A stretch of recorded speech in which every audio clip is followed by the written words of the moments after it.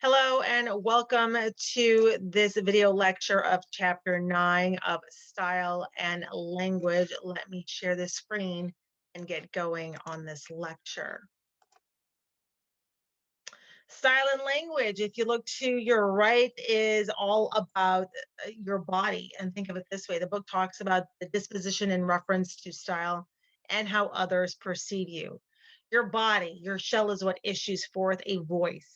The body that we dress up in, and the body is what moves and gestures. So if we perceive you and your body around your body, let me rephrase that. Let me say that again. So if we perceive you and your speech around your body, imagine what you can accomplish. Hence, perception is reality. Everything that is, and although I'm not standing up, everything that has to do with your body is projected forward. And so if you are closed off, then you're not going to perceive even the language and the style is going to be very disconnected from your audience. So what you want to do in any and all of your speeches, first off, is not to sit down, but second is to stand up. And I'm not going to do it just yet, but to be to be fully engaged with your body. And it also has to do with the words that correlate with your body and also your gestures, just as this is talking about. There is such a thing as denotative meaning, which is the dictionary meaning. So obviously, it's very concrete. The words have specific meanings. Obviously, the denotative, but then the connotative meaning is implied meaning, and there's more meaning and there's more emotions to it. Using language accurately is as vital to a speaker as using numbers is as accurate, or accurately, I should say, to an accountant. So you want to get visual, you want to be very concrete, and you also want to get emotional. What is clear to you is not necessarily clear to your audience. Your language needs to be understood at all times. So, what you always want to remember is keep your words as simple and as concise. Don't use too many big words. You're not, unless you're in with a bunch of like-minded people, meaning you're in a boardroom, then there's no need to use those big words. And if you have to use a big word, then by all means, uh, explain it. So that way you can simplify it and use the examples. Because again, those technical jargons, they just a lot of times go over everybody's head. And what you want to do is if you have to use it, at least have some sort of an example or an explanation to it. And of course, be accurate when it comes to your words and your language. Concrete words are so much better than abstract words, and that's what you want to focus on. Abstract words tend to lose your audience. Abstract words are also up for interpretation because what you may say, I may not necessarily, whoops, I just hit the keyboard and that's exactly what happened. Your abstract words, I mean, I may end up, or the rest of your audience may end up interpreting those words as something completely different than what they were actually meant to be or actually meant to understand. So it's your job that you don't leave room for any type of interpretation. Clutter. There's a lot of clutter when it comes to words and a lot of in language. And using way too many words, just don't do it. Be simple. And I know a lot of students and a lot of public speakers like to use a ton of words, one to sound very authoritative, two, so that because they think that they have to take up as much time. No, don't do it.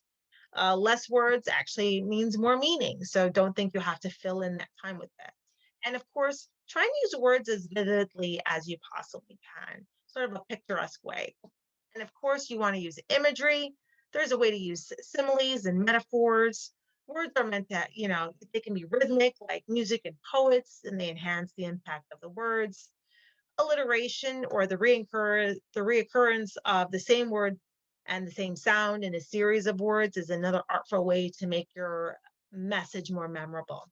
By repeating the same words, phrases, or sentences, and even sounds in very specific and key moments throughout your speech, you can actually capture the attention and the imagination of your audience. Parallelism, I can never say that right. Parallelism, the similar arrangement of a pair of series of related words and phrases or sentences, is also a way of a style when it comes to language. Repetition, that works just as well. And the appropriateness of the occasion and the audience. as well as the topic and the speaker. I think what you need to remember is that that last one, when it comes to the appropriateness, try not to use any slang words, no swear words, no cuss words, because you don't know who may or may not be offended. And not just that, but whether it's an informative or a persuasive speech, let's not talk about or let's not go into the details of a celebratory or the first speech.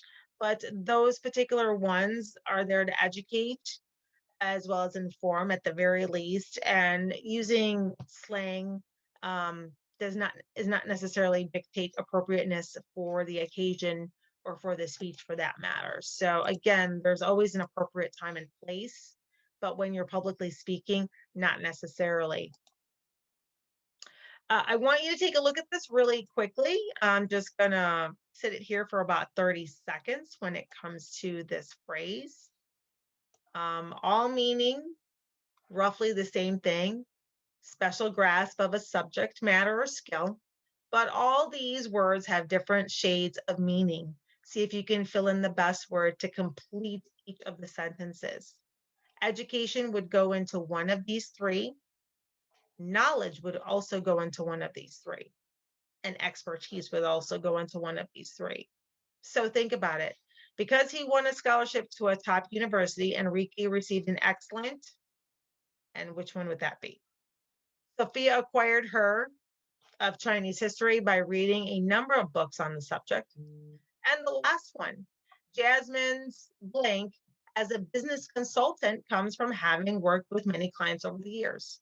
So again, these three words basically mean the same thing, but of course their style and their specific language can go, one is specific to another sentence.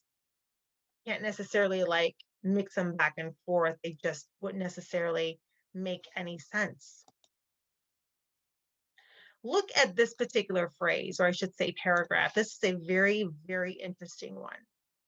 The deleterious effects of alcohol on the unborn child are very serious. When a pregnant mother consumes alcohol, the ethanol in the bloodstream easily crosses the placenta from mother to child and invades the amniotic fluid. This can produce a number of abnormal birth syndromes, including central nervous system dysfunctions, growth deficiencies, a cluster of facial aberrations, and variable major and minor malformations. Yeah, that sounded like a lot there, but it had a lot of meaning to it. Now, let's take a look at the next one.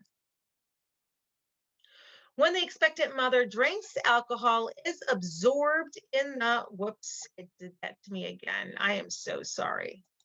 Let's go back, shall we? Let's redo this, shall we? When the expectant mother drinks, alcohol is absorbed into the bloodstream and distributed throughout her entire body.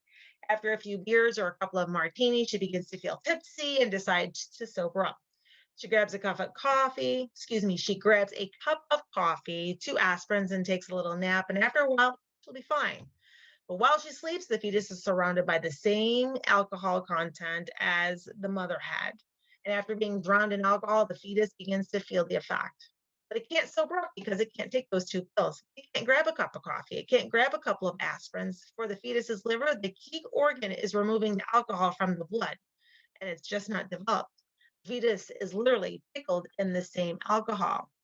Now, between this one and the last one, they are the same exact meaning, but the style and the language are completely different. As an audience, what would you more gravitate to? This first one that talks about the deleterious effect, or the expectant mother drinking and how the alcohol is absorbed into her bloodstream while she's expecting?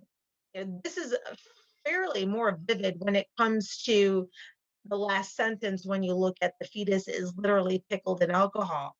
You can visualize a lot more with just the language and the style when it comes to taking 2 aspirin, taking a nap, and grabbing that cup of coffee, more so than looking at this, where this can produce a number of abnormal birth syndromes, including such and such and such and such. It doesn't even talk about a cup of coffee. It just talks about how the ethanol in the bloodstream is easily crossing the placenta. So there's a lot to say when it comes to language and style. And what is more effective? The first or the second? I'm going with this one. But if you have a disagreement, by all means, share it. Let's go to this one.